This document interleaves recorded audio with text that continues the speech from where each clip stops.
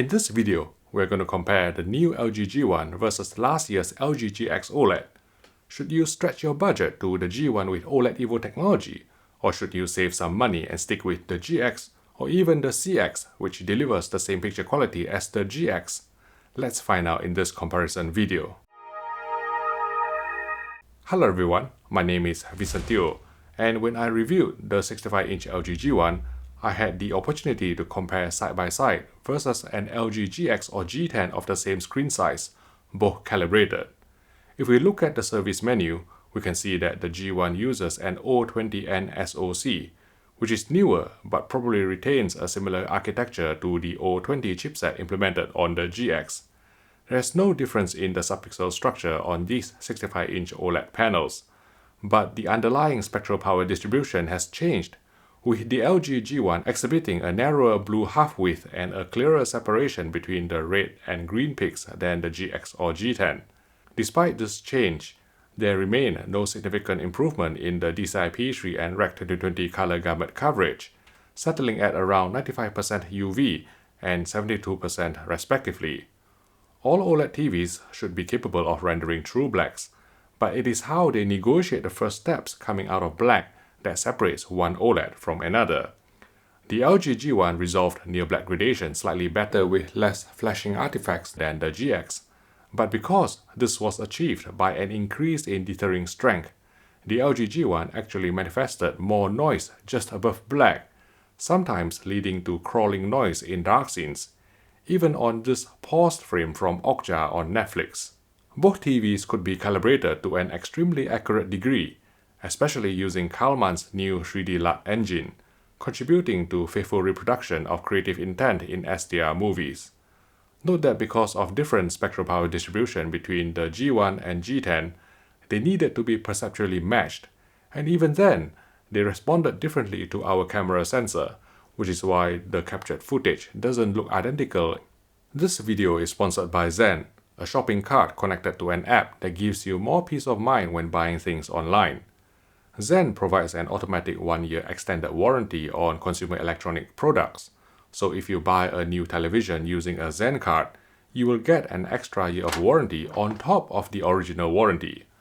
Also, Zen cards come with Zen Care, which means that if the product arrives broken, faulty, wrongly, or doesn't even arrive at all, Zen will take care of the problem for you, because they are a financial merchant with more influence and success rate than any individual. Zen cards can be physical or virtual, and incur no fees when you shop online, even on foreign stores such as AliExpress. So try Zen for free for 4 months by using code HDTVTestZen. Simply download the app by using the link in the YouTube description below. The account creation process is one of the shortest and easiest you'll encounter. Thanks again for your support.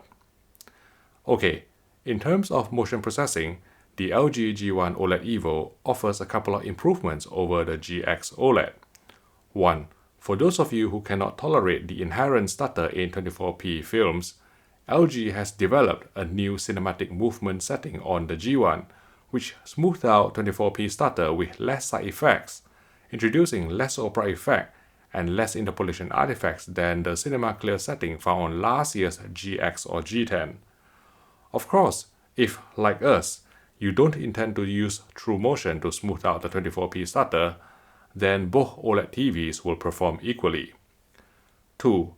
LG has also implemented a low luminance compensatory LUT to reduce the shadow detail loss seen on the company's 2020 OLEDs, with OLED Motion Pro 120Hz black frame insertion enabled, with the caveat being that the compensatory LUT wouldn't be applied in a picture preset which has been auto-cal, at least at the time we produced this video in April 2021.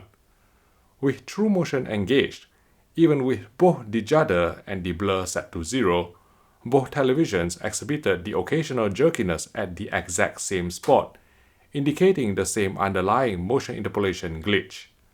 Next, let's tackle video processing.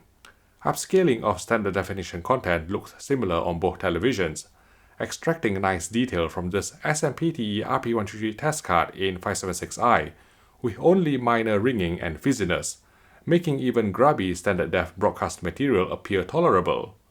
Just.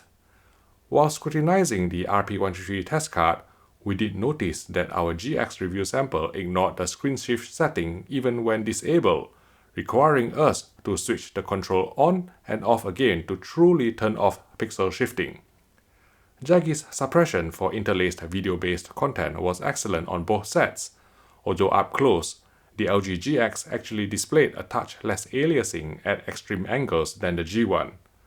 Both TVs also correctly detected and processed 3.2 and 2.2 cadences in film-based interlaced material, according to these HQV benchmark test clips, as well as passed full chroma bandwidth in this 1080p test pattern from the Spears & Munsell HD benchmark disc.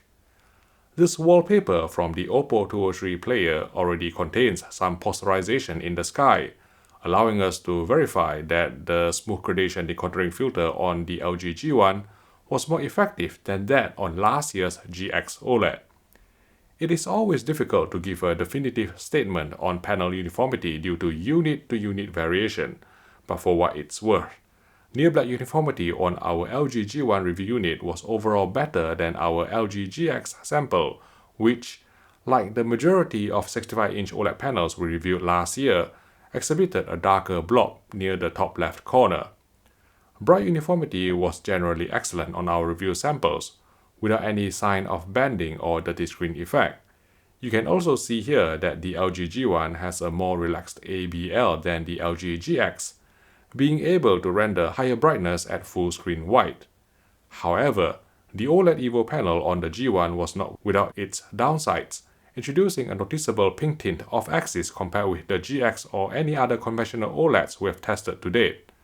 As a result, even when sitting straight on to the G1, the sides of the screen may appear pinkish depending on your viewing distance.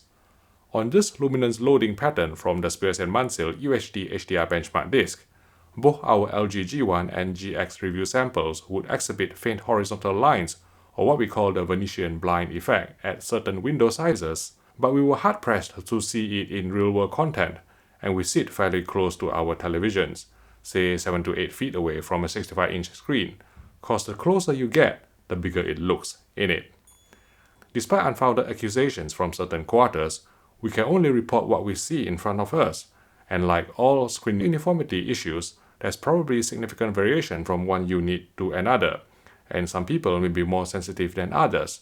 But on our LG G1 and GX review samples, the Venetian blind effect was so rare in actual viewing that we consider it to be a non-issue. The LG G1 with OLED EVO technology is touted to be brighter than conventional OLEDs, and indeed, peak brightness after calibration measured around 20% brighter than our LG GX review unit, both on a 10% window and full field.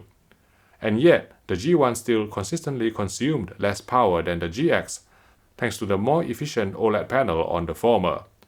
Comparing a variety of HDR movies side by side, the LG G1 rendered bright specular highlights with a bit more pop than last year's GX. For example, the overhead fluorescent lights in the shot from Miss Peregrine's Home for Peculiar Children reproduced white background in a slightly brighter fashion, such as in the scene from The Matrix, and preserved both brightness and detail a bit better than last year's GX, since less tone mapping was needed, contributing to an overall more impactful HDR experience. Even though LG has renamed dynamic tone mapping to HDR tone mapping on its 2021 OLEDs, including the G1, there's no significant change in its effect, nicely recovering more specular highlight detail in scenes containing very bright highlights, but also unnecessarily brightening the average picture level in other scenes, which can deviate from the original artistic intent. Native 10-bit gradation was actually smoother on the GX or G10 OLED, but because the smooth gradation decontouring filter was more effective on 2021 models, engaging the setting allowed the G1 to clean up the posterization in the skies of the Martian to ultimately present a smoother gradient than the GX. After calibration, both OLED televisions displayed the end credits of Mindhunter in Dolby Vision on Netflix without raised blacks, although we did notice slightly noisier near blacks on the G1 in the preceding sequence, probably due to heavier dithering. For 60Hz gaming, the LG G1 offers a new boost mode to achieve slightly lower input lag than the GX, but with a 120Hz video signal, Both TVs were neck and neck at below 5 milliseconds, which is crazy fast. For daytime SDR viewing, the more efficient OLED panel and more relaxed ABL on the G1 allowed the TV to go a tad brighter than previous OLEDs including the GX, which may be useful in a sunlit room. Otherwise, the anti-glare filter on the G1 was a touch more reflective than that implemented on the GX, exhibiting a slightly different hue too. To compare audio quality, we muted the speakers on the G1 and GX in turns, and found that although the G1 could go louder, we overall preferred the sound profile on the GX, which had a fuller body, more detail, and more assured bass extension.